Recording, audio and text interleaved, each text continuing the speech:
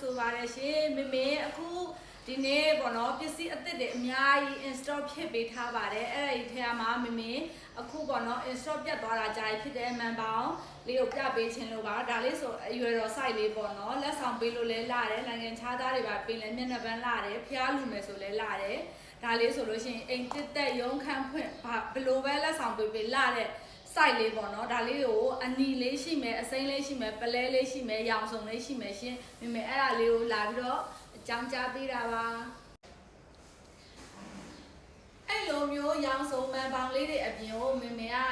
ဒီလိုအိုးဖြူလေးနဲ့ပေါ့နော်မှန်ပေါင်လေးဆိုလဲတသိန်းကျော်ပဲဈေးနှုန်းလေးကဒီအိုးဖြူလေးဆိုလဲဈေးနှုန်းလေးကတသိန်းကျော်ပါပဲဒါလေးဆိုလဲရောင်စုံလေးအိုးဖြူလေးနဲ့ရောင်စုံလေးရမယ်ပလဲလေးလည်းရမယ်ပြီးတော့အိုးအစိမ်းလေးလည်းရမယ်ဒါလေးဆိုရင်မှန်ပေါင်ရောင်စုံလေးပေါ့နော်အဲ့ဒါလေးလာပြပေးတာပါ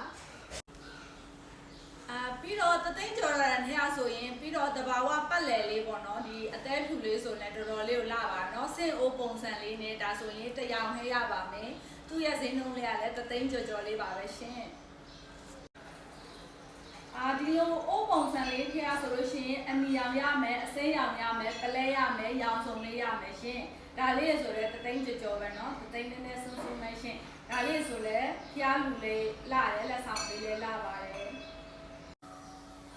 ဒါလေးဆိုလို့ရှိရင်လည်းအသေးဖြူလေးကိုရောင်စုံလေးလည်းရမယ်ဒီအသေးဖြူလေးလည်းရမယ်ဒါလေးဆိုအိုးနည်းနည်းကြီးတယ်တသိန်းကျော်လေးပဲเนาะမေမေအခုအားလုံးပြပေးသွားတာလေးတွေကအားလုံးတသိန်းကျော်လေးပါပဲအနီးကပ်ပုံတအိုးချင်းစီကြည့်ချင်တယ်ဆိုရင်လည်းမေမေကို Messenger နေပြီးတော့ hi လိုက်လို့ရပါတယ်ရှင်ရန်ကုန်မြို့တွင်းဆိုလည်းဒီနေ့ပို့ပေးဆိုလည်းချင်းပို့ပေးပါတယ်